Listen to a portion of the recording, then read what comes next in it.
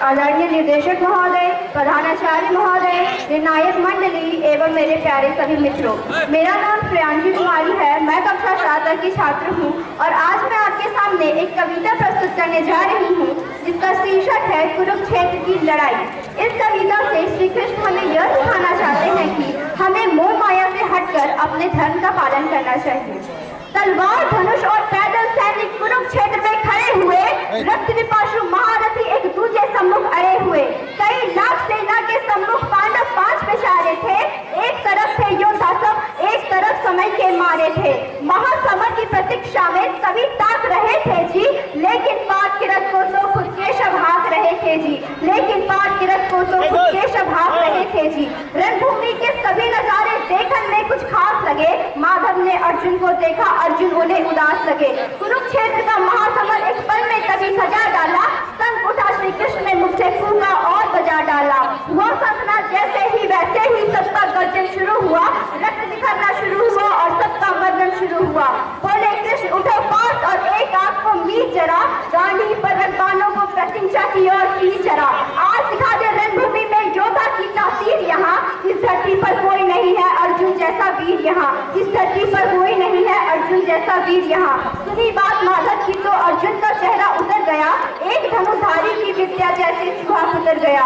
बोले पार्थ सुनो कान्हा, ये जितने हैं सम्मुख खड़े हुए, इन्हीं सभी से सीख सीख कर सारे भाई है बड़े हुए। उधर खड़े हैं भीष्म पितामह, मुझको गोद खिलाते थे।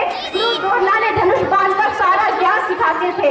सभी भाई पर प्यार लुटाया कुंती मात हमारी ने, कोई कमी ना छोड़ी थी उस माता गांधारी ने, अरे कोई कमी ना छोड़ी थी उस माता गांधारी ने। ये जितने हैं सम्मुख खड़े हुए सभी पूजन के लायक हैं। माना दुर्योधन दुशासन थोड़े से नालायक है। मैं अपराध क्षमा करता हूँ बेशक हम ही छोटे हैं, रहने दो ओ माधव सब ताऊ के बेटे हैं, रहने दो ओ माधव सब ताऊ के बेटे हैं। इतने से भूभाग के कारक हिंसक नहीं बनूंगा मैं, स्वर्ण ताक कर अपने कुल का विध्वंसक नहीं बनूंगा मैं। खून सने हाथों को होता राज भोग अधिक नहीं, और सबको मार के गद्दी मिले तो सिंहासन मुझे स्वीकार नहीं, सबको मार के गद्दी मिले तो सिंहासन मुझे स्वीकार नहीं। रथ पर बैठ गया अर्जुन मुख माधव से मोड़ लिया, आंखों में आंसू भरकर गांडीव को हाथों से छोड़ दिया। गांडीव जब छूटा तो माधव भी कुछ अनुचाए थे, शिष्य पात पर गर्व और मन ही मन हर्षाए थे। मन में सोच लिया अर्जुन की बुद्धि न सटने दूंगा, समर भूमि पर पाद को कमजोर नहीं मैं पड़ने दूंगा, समर भूमि पर पाद को कमजोर नहीं मैं पड़ने दूंगा। धर्म के खातिर फिर नव अभियान शुरू हुआ, उसके बाद जगत गुरु गीता का ज्ञान शुरू हुआ, उसके बाद जगत गुरु गीता का ज्ञान शुरू हुआ। एक नजर में रणभूमि के कंकर डोल गए माधव, टक टकी बांध के देख अर्जुन एकदम बोल गए माधव, हे पार्थ तुम पहले बतलाते मैं कोई संवाद नहीं करता, तुम सारे भाई के खातिर कोई विवाद नहीं करता। पांचाली के तन पर लिपटी साड़ी खींच रहे थे वे, दोषी वो भी उतने ही है जबड़ा बीच रहे थे जो, दोषी वो भी उतने ही है जबड़ा बीच रहे थे जो। घर की इज्जत तड़प रही थी कोई तो टूट नहीं बोले, और पौध बहू को नगन देखकर गंगा पुत्र नहीं खोले, पौध बहू को नगन देखकर गंगा पुत्र नहीं खोले। तुम कायर बनकर बैठे हो, ये बात बड़ी बेशर्मी है, संबंध उन्हीं से निभा रहे हो जो लोग यहाँ अधर्मी है। धन के संकट पे बादल तुम छाने कैसे देते हो, कायरता के भाव मन में आने कैसे देते हो।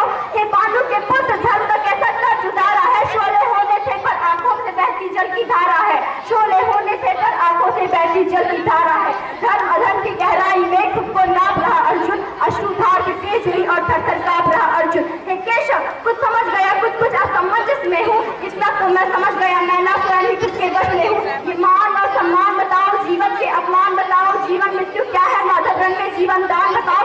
अरे खुद को ईश्वर कहते हो तो जल्दी अपना नाम बताओ।